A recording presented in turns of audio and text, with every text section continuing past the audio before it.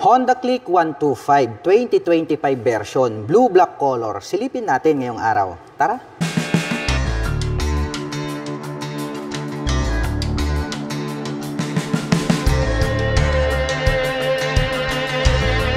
Honda Click 125 2025 version, blue-black color po ito. At mapapansin natin na bago na rin po yung kanyang mga decals dito po sa kanilang 2025 version. May nakalagay po rito na Click in white color na decal along with orange color na decal. At ito po ay gumagamit ng full LED para po dito sa kanyang main headlight. At ang very attractive dito, ito pong kanyang daytime running light. At nagkaroon pa yan ng pins na parang nagsisilbi nitong mga kilay. At located naman po rito sa bandang itaas, ito pong kanyang mga turn signals dito po sa kanyang headlight assembly. At dito po sa bandang gitna, naka-M shape po ito, nakaterno po yan. Dito po sa kanyang handlebar cover, naka-M shape din po yan. At may nakalagay naman po rito na Honda white decal. At ito po ay equipped with park brake lock. Kapag in-engage po natin, yung mechanism na yan ay maglalak po yung kanyang gulong rito sa likuran. Magagamit po natin yung park brake lock kapag tayo po ay magpa-park sa mga matataas at mabababang lugar. So hindi po magi-skid ito pong gulong ng ating scooter. At dito po sa kanyang side profile, may nakalagay po rito na Honda white decal. At nagkaroon po siya rito ng additional decals na orange, tapos gray. At mayroon din pong orange dito sa bandang ibaba. Black color naman po ito pong kanyang winglet na pwedeng pasukan ng hangin. Nagkaroon pa po siya rito ng deep lines. Combination po ito ng blue at black color. At ito po ay equipped with combi brake system para naman po rito sa kanyang braking system. So once naman po na ating in-engage or pinihit itong ating rear brake, ay sasabay po ng bahagya ito pong ating front brake. Sa ganong paraan ay nakakapagbigay po ang combination brake system ng balance na stopping power. At ito po ay gumagamit ng single rotor disc brake na flower design with single pot caliper na matte black color. Tokiko po yung kanyang brand. At ito pong kanilang standard version, mapapansin natin na ito pong kanyang cast wheel is black color po siya. Unlike po dun sa special edition na naka matte brown color. At ang sukat naman po ng kanyang gulong, rito po sa harapan, ito po ay mayroong sukat na 90 by 80-14. Naka fully digital meter panel display at sa bandang itaas po yung kanyang mga indicators. Mayroon po itong 2 button selector dito sa bandang ibaba. At mayroon naman pong nakalagay rito na Honda logo dito po sa bandang gitna. At pagdating naman po sa kanyang mga button selectors, mayroon po itong passing light, turn signal selectors, at ang kanyang horn. Habang dito naman po sa kabila, nandirito po yung kanyang electric starter. Black color naman po ito pong kanyang mga handle grip. At black color din po ito pong kanyang mga brake levers. Mapunta naman po tayo sa kanyang ignition. Ito po pala ay gumagamit ng mechanical key. Mayroon na din po siyang shutter lock key for safety purposes. At included na rin po dito yung kanyang set opener. At mayroon din po itong 2 front pocket dito po sa kanan.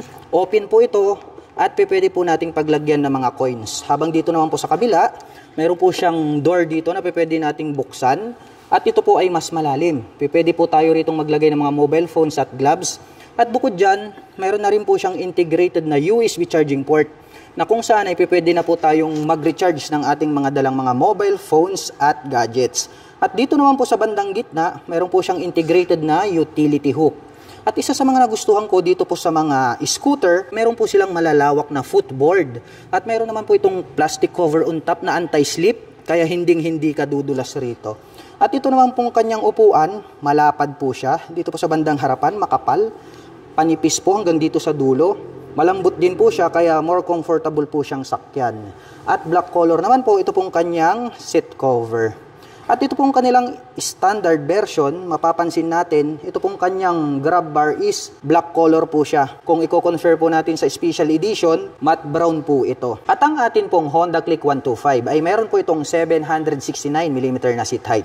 Ngayon naman po ay susubukan nating sakyan para maipakita ko sa inyo kung gaano nga ba ito kataas.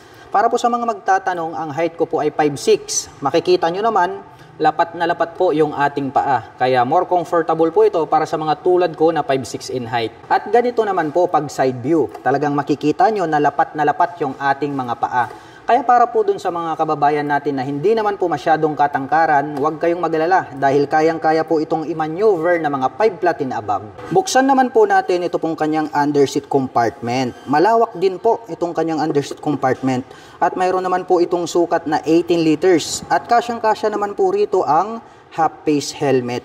At dito naman po located ito pong kanyang fuel tank at mayroon naman po itong fuel tank capacity na 5.5 liters at mayroon naman po itong fuel consumption na 50.3 km per liter. At dito po sa kanyang side profile, may makikita po tayo rito na napakalalaking mga decal. May nakalagay po rito na liquid cooled in white color. Nagkaroon po siya ng lining na orange at may nakalagay naman po rito na click, combination ng gray at black at white. At ito po ay equipped with side stand engine cut-off switch. Once po na naka-engage itong side stand na to, ay hindi na po mag-i-start itong ating scooter. So ganung paraan ay maiiwasan po nating madisgrasya ng dahil po rito sa naka-engage na side stand. At black color naman po ito pong kanyang CVT cover. May naka-intact po rito na Honda. Itim din po ang kulay nito pong kanyang airbox cover. At may nakalagay naman po rito na ESP, also known as Enhanced Smart Power. At ito po ay gumagamit ng single shock absorber para po dito sa kanyang rear suspension. At gumagamit naman po ito ng mechanical drilling or drum brake para po dito sa kanyang rear braking system. At pagdating naman po dito po sa kanyang tail light, ito po ay naka full LED na. At ang bangis din po ng dating nito pong kanyang tail light. Naka-pop up naman po ito pong kanyang mga LED na turn signals. At pag ating sinilip ito pong naka-pop up na to, ay meron na po siyang integrated na plate light. May added light reflector dito sa gitna. At ito pong kanyang rear fender ang kanyang nagsisilbing plate holder. At ito pong kanyang stock pipe is very stylish po yung kanyang dating. Black color po yung kanyang pipe at ito pong kanyang head protection guard. Habang silver color naman po ito pong kanyang tip at mayroon po itong single exhaust. Silipin naman po natin ang sukat ng kanyang gulong rito sa likuran. Ito po pala ay mayroong sukat na 100 by 80-14 at mayroon na din po itong integrated na mudguard para maiwasan po natin na matalsikan ng putik yung other body parts nitong ating scooter. At ito po ay gumagamit ng liquid cooled para po dito sa kanyang cooling system. Kaya kung mahilig po kayong mag long rides, ito pong Honda Click 125 ay nakadesenyo po talaga siya para sa mga long rides driving situation. Dahil po sa lahat po ng mga 1 to 5 kategory na mga scooter, ito lang po yung mayroong liquid cooling system. At mayroon po itong 125 cubic centimeter engine displacement. Naka single cylinder, single overhead cam, 4-stroke with 2 valve at nakakapag-provide po ito ng maximum power na 8.2 kW at 8,500 RPM. Habang nakakapagbigay naman po ito ng maximum torque na 10.8 Nm at 5,000 RPM. At mayroon po itong seat height na 769 mm, may ground clearance na 131 mm, may wheelbase na 1,280 mm, at mayroon naman po itong kabuuang bigat na 112 kg.